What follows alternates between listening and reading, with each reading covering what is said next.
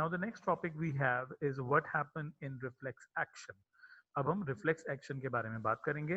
Reflex action is a word sorry reflex is a word we use very commonly when we talk about some sudden action in response to something in the environment. Reflex word हम तब use करते हैं जब हमारे environment में कुछ ऐसा action हुआ हो जिसके लिए हमने सडन रिस्पॉन्सेज लिए हों. उस एक्शन के लिए, उस रिस्पॉन्स के लिए हम कहते हैं रिफ्लेक्स वर्ड.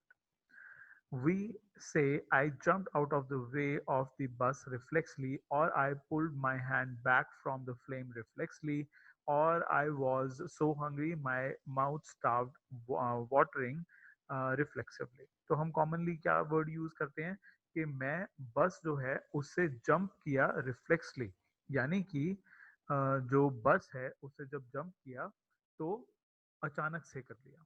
ठीक है.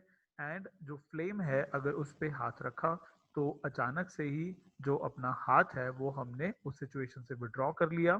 एंड जैसे ही हमने एक जो टेस्टी फूड है वो देखा, जब हम हंगरी थे तो जो हमारा माउथ है उसने वाटरिंग करना स्टार्ट कर दिया रिफ्लेक्सली. ठीक है. सो क्या यहाँ पे जो रिफ्लेक्स है उसका मीन वही है जो हम यहाँ पे आज के लेक्चर में पढ़ने वाले हैं. आज के लेक्चर में हम पढ़ रहे हैं रिफ्लेक्स एक्शन के बारे में, यानी कि इनवॉलेंट्री एक्शंस के बारे में, यानी कि वो एक्शंस जो कि हमारी बॉडी बिना सोचे समझे कर देती है. लेकिन अगर आपको बस से जंप आउट करना हो तो क्या आप बिना सोचे समझे कर लेते हैं? अगर आप लोगों को दिख रहा हो कि कोई फ्लेम है आपके आसपास तो क्या आप अपने हाथ को रिफ्लेक्सली विड्रॉ कर लेते हैं या फिर जानबूझकर करते हैं? और अगर हम हंग्री हैं और हमारे सामने अगर फूड है तो क्या जानबूझकर हम जो हमारा माउथ है वो वाटरिंग करना स्टार्ट करता है, या ये हमारे कंट्रोल में नहीं है? ऐसा भी तो हो सकता है ना कि आपके सामने जो फूड रखा हो वो इतना टेस्टी ना हो, और अगर वो फूड टेस्टी नहीं होगा तो आप रिफ्लेक्स भी नहीं करेंगे. ठीक है. तो यहाँ पे ये जो तीनों ही ऑप्शंस दी हुई हैं ये हमारे विल के साथ हैं, ये वॉलेंट्री एक्शंस हैं. लेकिन जो रिफ्लेक्स एक्शंस होते हैं वो इनवॉलेंट्री एक्शंस होते हैं, यानी कि उन पे हमारा कंट्रोल नहीं होता. What exactly do we mean? A common idea in all such examples is that we do something without thinking about it or without feeling in control of our reactions. Yet these are situations where we are responding with some action to change in our environment. How is control and coordination achieved in such situations? सो यहाँ पे जैसे कि मैंने आप लोगों को बताया कि यहाँ पे जो भी बातें की गई हैं वो ऐसी बातें नहीं है जिनमें कोई हमारा रिएक्शन या जो हमारी थिंकिंग है वो ना इन्वॉल्व हो. ठीक है. सो इन सभी को हम रिफ्लेक्स एक्शन, जो आज हम टॉपिक पढ़ रहे हैं, जो एक साइंटिफिक रिफ्लेक्स एक्शन है, ये उनके अंडर नहीं आता है. ये एक जनरल नोटेशंस या फिर ये एक जनरल टर्म है. सो अब हम पढ़ेंगे साइंटिफिकली रिफ्लेक्स एक्शन क्या होते हैं. Let us consider this further. Take one of four examples. Touching a flame is an urgent and dangerous situation for us, or in fact, for any animal. How would we respond to this? One seemingly simple way is to think consciously and about the pain and the possibility of getting burnt and therefore move our hand. अब हुआ क्या, इस example में आपको बताया है कि हमने एक फ्लेम को अर्जेंटली टच कर लिया. ठीक है. यानी कि अचानक से वो टच हो गया. अब ये एक डेंजरस सिचुएशन है, हमको पता है. तो क्या हम अब ऐसा करेंगे कि पहले हम कॉन्शियसली थिंक करेंगे, पहले हम सोचेंगे. क्या सोचेंगे? कि ऐसा हो सकता है कि मुझे पेन हो, या ऐसा हो सकता है कि मेरे जो हाथ हैं वो जल जाएं, और फिर सोचने के बाद हम जो हमारे हाथ हैं उनको विड्रॉ करें. ऐसा होगा? या फिर हम इनवॉलेंट्री अपने आप ही जो हमारा हाथ है उसको विड्रॉ कर लेंगे. So an important question then is how long will it take us to think all this. अब इंपॉर्टेंट क्वेश्चन ये है कि ये सब कुछ सोचने में कि क्या मुझे पेन होगा, क्या मैं जल जाऊंगा, क्या मुझे अपना हाथ हटा लेना चाहिए, इन सारी चीजों को सोचने के लिए थोड़ा सा वक्त लगेगा. अब जो हम ये टाइम दे रहे हैं, क्या हम मान सकते हैं कि जो हमारे हैंड्स हैं वो इतनी ड्यूरेशन में सेफ रहें? Exactly not. ठीक है, अगर हम इतना टाइम लगाएंगे ये सब कुछ सोचने में, तो हम अपने हैंड को किसी ना किसी तरीके से हर्ट कर ही लेंगे. The answer depends on how we think. If nerve impulses are sent around the way we have talked about earlier, then thinking is also likely to involve the creation of such impulses. Thinking is a complex activity, so it is bound to involve a complicated interaction of many nerve impulses from many neurons.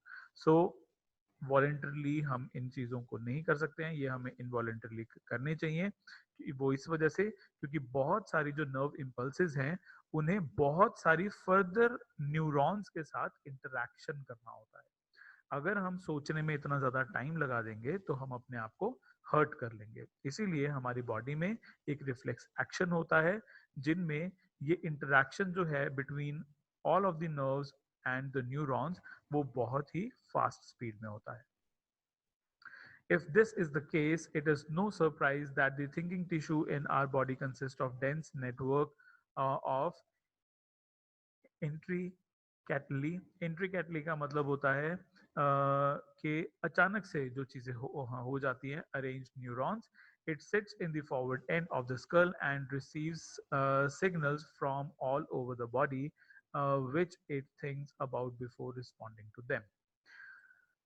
हम thinking वाला जो part है उसको use बहुत कम करते हैं ऐसी situation में. ऐसा इसलिए होता है क्योंकि जो न्यूरॉन्स हैं वो अचानक से ही काम करते हैं. न्यूरॉन्स जो हैं ये स्कल के फॉरवर्ड डायरेक्शन में होते हैं एंड ये सिग्नल्स को रिसीव करते रहते हैं एंड इसी की वजह से हम उन सिग्नल्स का रिस्पॉन्ड भी कर पाते हैं. Obviously, in order to receive these signals, this thinking part of the brain in the skull must be connected to nerves coming from various parts of the body. अब क्योंकि जो ये सिग्नल्स हैं ये बहुत सारी जगह से हमें मिल रहे होते हैं, तो इस वजह से जो थिंकिंग पार्ट होता है ब्रेन का वो हमेशा नर्व्स के साथ कनेक्टेड रहना चाहिए ताकि हमारे जितने भी वेरियस बॉडी पार्ट्स हैं हम वहां से इन सिग्नल्स को गेन कर सकें और हम कुछ चीजों को सोच सकें करने से पहले एंड कुछ चीजें जो हैं वो अपने आप हो जाएं. Similarly, if this part of the brain is to instruct muscles to move, nerve must carry these signals back to different part of the body. और अगर हमारे ब्रेन ने हमारे कुछ मसल्स को इंस्ट्रक्ट किया है कि आपको इस टास्क को कैरी करना है तो हम वो भी कर पाए. ठीक है, तो अब देखिए होगा क्या, अगर हम किसी फ्लेम को टच करेंगे तो ये मैसेज हमारे ब्रेन तक जाएगा एंड जो हमारा ब्रेन है वो हमारे मसल्स को बोलेगा कि आपको अपने हैंड को मूव कराना है. ठीक है, हम अपने हैंड को फिर मूव करा पाएंगे. If all of this is to be done when we touch a hot object, it may take enough time for us to get burned. और अगर हम इतना सारा टाइम लेंगे कि हम ब्रेन तक इस सारे के सारे मैसेज को पहुंचाने लग जाएं और फिर उसके बाद हम इस रिजल्ट तक आए कि हमें अपने हैंड को रिमूव करना है, तो ऑब्वियसली हमें इतना टाइम लग जाएगा कि हम अपने आप को बर्न कर लेंगे. इस वीडियो के लिए स्टूडेंट्स इतना ही. नेक्स्ट वीडियो में मैं आपको बताऊंगा कि अगर जो थिंकिंग पार्ट है वो हम एब्सेंट कर दें कुछ ऐसे कामों में जहाँ पे थिंकिंग पार्ट जरूरी नहीं होती है, तो किस तरीके से हमारी बॉडी काम करेगी एंड हमारी बॉडी का वो कौन सा पार्ट है जो कि विदाउट थिंकिंग करते हुए भी हमारी बॉडी को सेव कर लेता है. So that's it for this video students. I will see you in the next one.